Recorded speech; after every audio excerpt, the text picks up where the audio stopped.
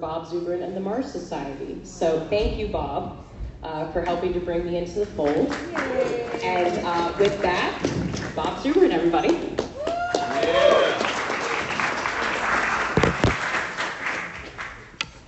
Well, thank you for that kind introduction. It's always good to hear stories like that. My talk here is built on something like how we can go to Mars, and I will talk some about that. If you want to know the details, the technical nitty-gritty, all that stuff, I've got a book called The Case for Mars, and I've got a case of them here. And so if you want to know all that stuff in detail, after the talk, I'll have a table out with the other tables with lots of my books. They're $20 each. You buy them, I'll sign them. It's a win-win for everybody. Okay. But I want to talk about Mars in a broader context here right now. So I want to begin with a story. I don't know, who here has ever heard of Robert Ingersoll? Anyone? I see only a few hands. There was a time when there would have been almost all hands. Actually, I'm kind of from that time. I'm a time traveler. I'm from the 20th century high. Now, Ingersoll was one of probably the greatest orator in America in the second half of the 19th century. He was a Lincoln Republican. He'd been an officer in the Union Army, a colonel. He fought at Shiloh. And after the war, he made a living going around giving talks in front of massive audiences. They traveled for days to come and hear Ingersoll. And probably his greatest speech was a speech he gave in Indianapolis in 1876. This speech is sometimes called the Indianapolis speech, sometimes it's called the Vision of War. Used to be in books of collections of great speeches. You'd have snatches from this speech. And he's speaking to an audience of Civil War veterans of the Union Army. And he's trying to rally them for the Republican candidate for president, Rutherford Hayes, in order to preserve the fruits of the victory of the Civil War. Okay? And so he makes this amazing poetic description of the Civil War and all that these men went through. He's recalling it all for them. And that's why it's called the Vision of War. It's an amazing piece of rhetoric. Anyway, so he says, so you went through all this. And what was this for? Okay, this was to end slavery. And he goes through the monstrous realities of slavery, the whipping post, etc., all this stuff. And he says, you ended that. You took the stain off of our flag. Okay, but then he gets to a very key part. He says, now, but why is it that we do not need slaves? He says, because we have enslaved the forces of nature. We make the lightning run our errands for us. We make steam hammer and fashion what we need. The forces of nature are the slaves of the Republican Party. Okay, they have no backs to be whipped. They have no hearts to be broken. Okay, he says, but now where do the machines come from? He says, they come from freedom. It is free thought that has allowed us to do this. It is free thought that has created the machines. So freedom gives us the machines give us freedom. Okay? That's what Ingersoll said, and he makes similar points in many other speeches. Okay? So, space. Okay? How are we going to get into space? What enables us to go to space? It is freedom. Freedom has given us SpaceX. And look, it is true that the first power to penetrate into space was Nazi Germany, and the first one to get to orbit was the Soviet Union, and these were unfree societies. But, okay, once we realized the significance of this, okay, it was the potentials offered by the creativity of a free society that allowed us to far distant outdo in space anything the Soviets could possibly achieve, okay? And so in Apollo, even though that was a government program, it made use of the creative potentials of the free society to achieve victory in space. And it is the creative potential of a free society that has both allowed, encouraged, and enabled SpaceX. Okay, there is a reason why there is not a SpaceX in Russia. There are people in Russia right now who absolutely, there's actually almost a cult called Cosmism that believes in the importance of expansion of space. And there are people with very serious money who are cosmists. But no one would start a company like SpaceX in Russia, because if you did and it was successful, it would be immediately stolen by some kleptocrat from the Kremlin. Okay, so it doesn't happen there. Okay, so freedom is, and of course freedom is unleashing this entrepreneurial space revolution that I think people in this audience are very well acquainted with. Okay, so freedom gives us space. Okay, and okay, so now we're going to have reusable launch vehicles. And once we have reusable launch vehicles for a while, we're going to have something else that we haven't had before, which is used launch vehicles. Okay? Look,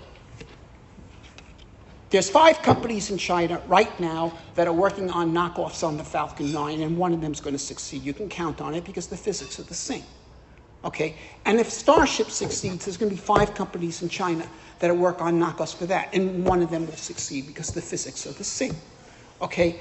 So these things, the Starship is Musk is making it happen, but it's going to become a generic type of vehicle, that just like airliners or something. Okay? Okay. Now, and there's going to be used starships. Okay? Just like there are used cars. And you know, a lot of people are driving cars right now that couldn't remotely pay for a new car given the price of a new car, but they can buy a perfectly functional used car at 1/10 the price, and they do. Okay, and that's why most people, including poor people, can drive. Okay, and this is going to be true with launch vehicles. Think about that. Now, Musk told me on one occasion that he could build the Starship, that is the upper stage, the part that would actually go to Mars, for $10 million, which means that either he or one of the many other suppliers of these sorts of vehicles at some point would probably be willing to sell them for 20, which means at some point they become available for 2, okay, used. Okay, you pick one up from Astrolinea Mexicana, and you got your $2 million Starship. Now, okay, now these things supposed to be able to take 100 people to Mars. $2 million by 100 people is $20,000 a person. Okay, that's a lot for an airplane ticket, but it is actually much less than it cost relative to the incomes of people than it took to take a ship from Europe to America in the 1700s or even the 1800s. Okay, it is. Okay, so people will be able to go to Mars. People and there's not going to be one giant million-person Musk Mars city named Terminus, okay? It's not going to happen, okay? Million-person cities were rare on Earth until there were railroads, because you can't have a million-person city unless you have long-distance transport that can transmit massive amounts of materials from long distances to support it, okay? So if you're concerned that, gee, I don't know about this Mars city ruled by Elon Musk, because, Musk, so don't worry about that, okay, because there's going to be dozens of Mars cities founded by dozens of people with a wide variety of ideas as what the ideal form of society should be, okay? And the ones who actually have better ideas, the ones who actually have ideas on how to create a better form of life that gives people greater opportunity to realize their full human potential, they will attract the most immigrants and they will outgrow the others. So the best ones will prevail. This is why the North won the Civil War. You ask any Civil War buff, Why did the North win the Civil War? And their answer is, well, the North had a much larger population and more industry. And that is true. But why did the North have a much larger population and more industry? Because the North was free, and they attracted all the immigrants. The Union Army was 40% immigrants and first-generation Americans. Confederates, 3%. Nobody wanted to go there, okay? They wanted to go to the North. They wanted to be free. They wanted to be part of that.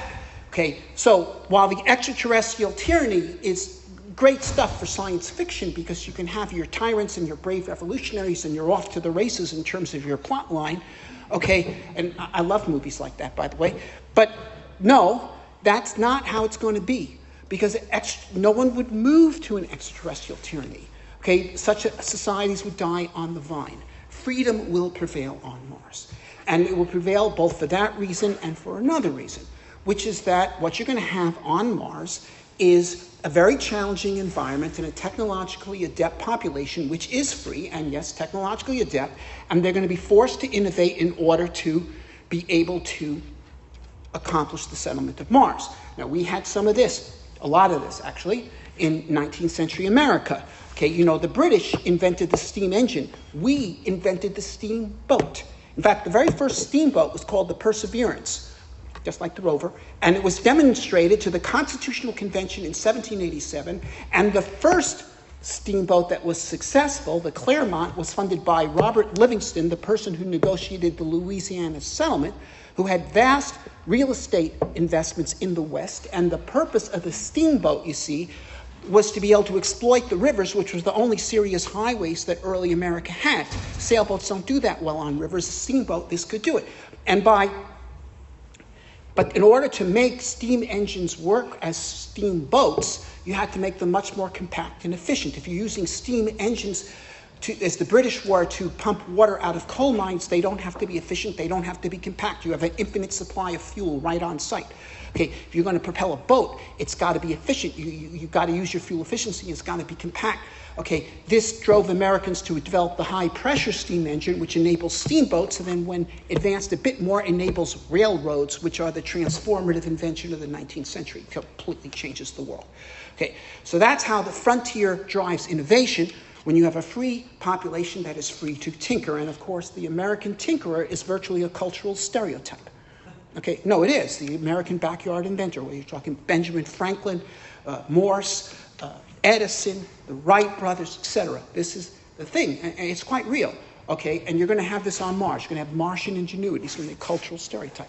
So the Martians are going to be inventive, and they will make inventions that will be necessary for Mars, but which will revolutionize life on Earth. More the ways to make biotechnology, to make ultra-productive crops that are necessary if your acreage is severely limited, as theirs will be. Much cheaper forms of fission reactors, or better yet, fusion reactors, because Mars, the deuterium is 5 times as common on Mars as it is on Earth, and there's no fossil fuels to be had. Okay, et cetera. One could go on and on this, on all the challenges that are inherent in this environment that will create inventions that enable the settlement of space, but also revolutionize life on Earth, just as inventions made in America have revolutionized life on Earth. Do you realize that for the past 150 years, okay, America has been roughly 4% of the world's population. It has made 50% of the world's inventions. Okay, so now what are inventions? Inventions are a form of freedom. They free you from brute necessity. Okay? That's what they are. Technology is a form of freedom. Okay, it is capability. It multiplies the power of labor, which means increases the amount of leisure and free time that you have. So, freedom will give us space. Space will give us freedom. Okay, you see that? Now, okay, yeah, but there's a little more to it. Okay, because there's something else that you need in this mix here. Now, a number of years ago, I had a chance to speak to a very famous engineer named Rickover. Who here has heard of Rickover? Okay, about as many as Ingersoll. Okay, Ingersoll, not Ingersoll. Rickover is the guy that invented the nuclear submarine and then the pressurized nuclear reactor, which is 90% of all nuclear reactors on Earth. Okay, so he's one of the great engineers of the 20th century. And I asked him what character trait he said was most important for an engineer to have. And he said, courage. Courage. Okay. Now, by that, he did not mean the courage to charge a machine gun nest. He meant the courage to think and to stand by your ideas and defend your ideas. The courage not to be a yes man. Okay. Because only such a person really has value. The only engineer in the room who's valuable is the one who's willing to look critically at what is under discussion and say, well, if the idea is right, yeah, you can be a team player and say it's right, but you're not saying it's right because you're a team player, you're saying it's right because it's right. Okay, and if it's wrong, you gotta call bullshit. Okay, now, I have made my name in the aerospace industry, okay, by trying to live by this advice, by calling bullshit on bullshit, okay? I called bullshit on the 90-day report, and the result was Mars Direct, which you could read all about in my book, okay? I called bullshit on Sean O'Keefe's plan to desert the Hubble Space Telescope. We saved the Hubble Space Telescope, okay? I called bullshit on Artemis in 2017, and you're all welcome to Google Zubrin, NASA's worst plan yet, 2017 May, and you'll see both in National Review and the Washington Post, I call bullshit on Artemis. And Artemis is total bullshit. Okay, and we have to call it, okay, because, we hear talk, we're going to beat China to the moon with Artemis. No, you're not going to beat China to the moon with Artemis, because Artemis is not even wrong, okay? Musk's plan for the moon is wrong. Artemis is not even wrong, okay? Because Artemis, okay, well, let me just get a little geeky on you here, okay? What's Artemis's mission architecture, if it can be called that? They have 5 primary flight elements, including the SLS, the Orion, the Lunar Orbit Gateway, Starship, and the National Lander. Okay, none of which fit together. These are all independent programs which only exist because there's a constituency that supports them. So this is not a purpose-driven program. We heard a speaker this morning talking about purpose-driven. This is not purpose-driven. This is vendor-driven. Okay, this is a program that is not spending money to do things. It is doing things to spend money. That's what it is. And that's why it has now been 8 years since this program started. 8 years is the time between Kennedy's speech and the moon landing. Okay? And these guys are nowhere. They've accomplished zilch. Okay? Because this is, yes, they have accomplished something. They've spent money. Okay. Taxpayer money, exactly. This is bullshit. So the Artemis mission architecture, which is impossible to figure out because it just doesn't make any sense in any way whatsoever. Okay, now Musk has an architecture that says do it all with Starship. Now this is actually possible, okay, but you have to send a Starship to Earth orbit, fine. And then you got to send 3 or 4 more Starships to Earth orbit to refuel the Starship to take it to the Gateway. And then you got to send 3 or 4 more tankers to the Gateway, each of which requires 4 more tankers to send it to the Gateway in order to fuel the Starship at the Gateway to go down to the lunar surface and then back up and so forth. So yes, if you can do 14 Starship launches, you can do a single mission to the moon, assuming that the lander part works and so forth, which is difficult, but maybe you could do it. But this other problem, you see, and the reason why this is nonsense, is because while Starship is a great idea as a fully reusable heavy lift vehicle and a reasonable idea as a translunar or trans-Mars transfer spaceship, it makes no sense whatsoever as an ascent vehicle because it weighs 100 tons.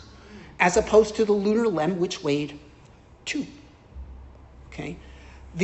Now, the obvious solution to this, okay, for both the moon and Mars is you have a star boat, okay, which is something just like Starship, but a factor of 10 smaller, okay, or maybe 5 to 10 smaller, okay, that runs on methane, oxygen, okay, and then you station a Starship in lunar orbit, and it has methane, oxygen in its big tanks, and it can fuel the little star boat that can go up and down to the moon, okay, from it.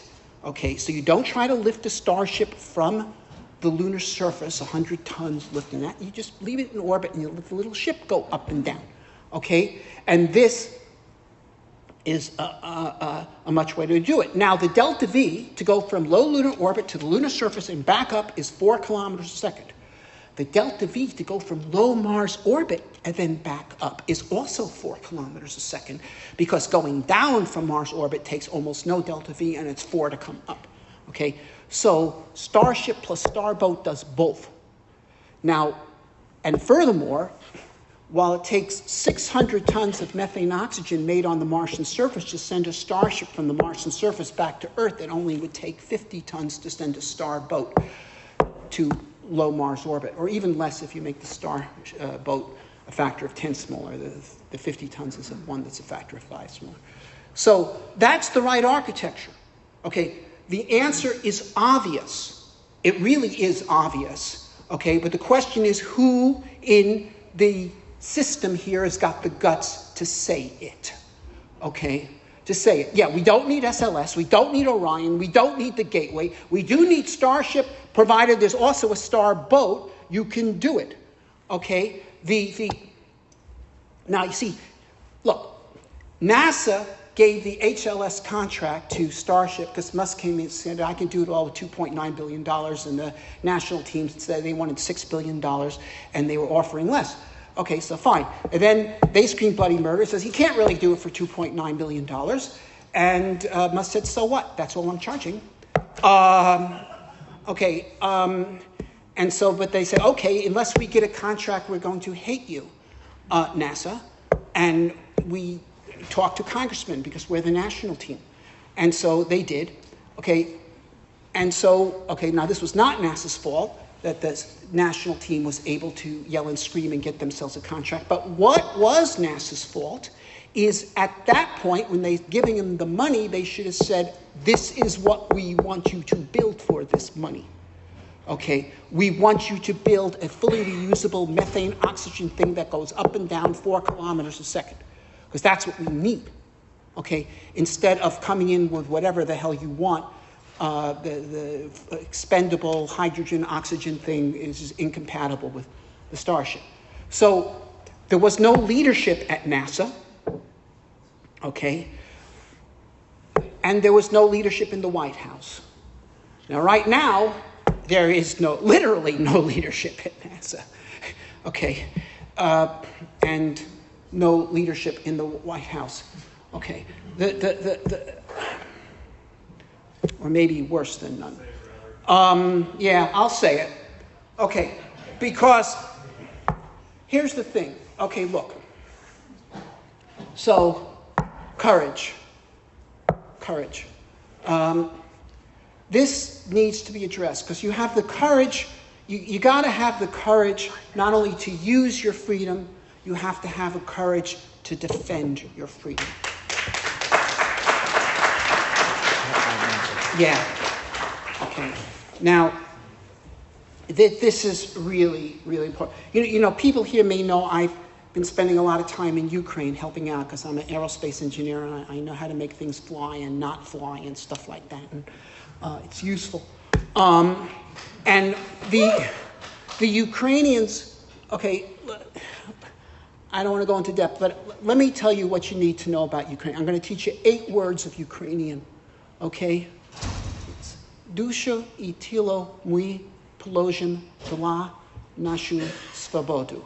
That's the first line in the refrain of the Ukrainian national hymn. And what it means is, we will lay down our souls and our bodies for our freedom. That's what the Ukrainians are doing. They are fighting for their freedom. We need to fight for ours. Okay? Right now, okay, the same administration, which is not only making a wreck of the Artemis, is making a wreck of NASA's space science program, which is the agency's crown jewel, the part of the agency that actually has been productive because it has been purpose-driven, doing science missions, doing all the Mars rovers and the orbiters and the Voyager and Juno and New Horizons. This is being shut down. They are even not only canceling future things, they want to deorbit Maven and the Mars Odyssey. They want to Juno. They want to destroy spacecraft that are actually at planets orbiting now. They want to just deorbit them so that nobody can turn them on again after they're gone. This is a crime. This is a crime against science. This is a crime against America. Okay, I mean, it's one thing to bulldoze the East Wing. It's another thing to bulldoze the NASA space science program, and they are doing it. And who is saying anything about this? Okay, and they're bulldozing the Constitution. Okay, look, you have these guys in Congress who are supposedly high school graduates. And those of you who are high school graduates will know that the curriculum includes instruction about the division of powers in the U.S. government, and there's supposed to be checks and balances. And it is not the duty of Congress to obey the president. It is the duty of Congress to support the Constitution and to act as a check and balance on the president. And for instance, it is the duty of the Congress to protect its powers in the Constitution. For example, tariffs, which is the power to tax. We had a revolution. Taxation without representation is tyranny. So we gave the power to tax to the Congress, not to the president.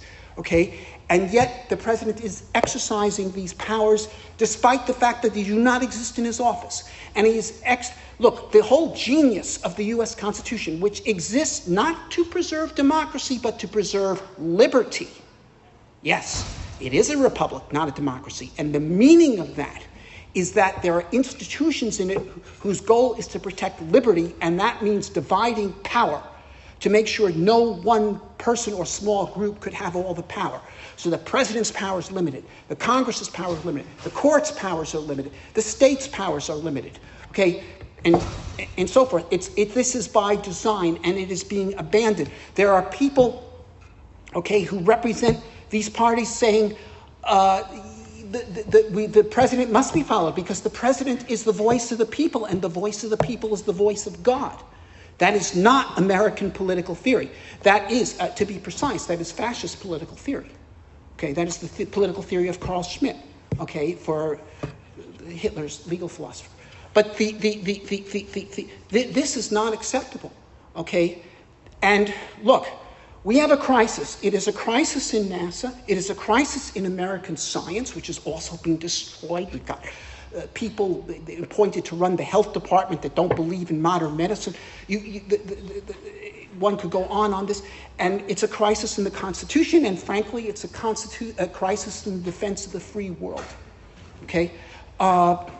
And yes, freedom will give us space, provided we defend our freedom. Thank you.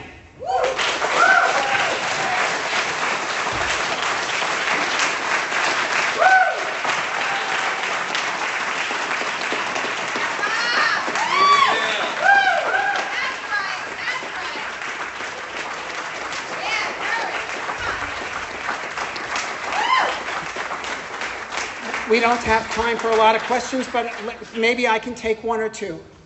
Someone got a question? Right here. Can you comment on the refueling needs under the new vehicles for going to the Moon and Mars? Well, as I say, you want to have a coherent plan, okay? Now, in this case, once NASA embraced Starship, which I think was the right decision, they need to make other things compatible with that. So methane oxygen is the propellant of choice, and all vehicles should use it. If the Air Force had a procurement and someone comes along and says, I got a new fighter plane for you, and it runs on ammonia as its fuel, they'd say, get lost, we use jet fuel. Okay? They wouldn't just have this random thing going on. Okay? So NASA has to have a plan, and it has to be a coherent plan, Okay, thinking is required, and the courage to insist upon coherence in the thinking is required. And the specific thing here is methane oxygen is absolutely the way to go. It was the right decision for Starship, and now NASA, having embraced Starship, which was also the right decision, they've got to make the rest of the architecture compatible with that. Thanks. Next question. What's your Halloween costume this year? Union soldier.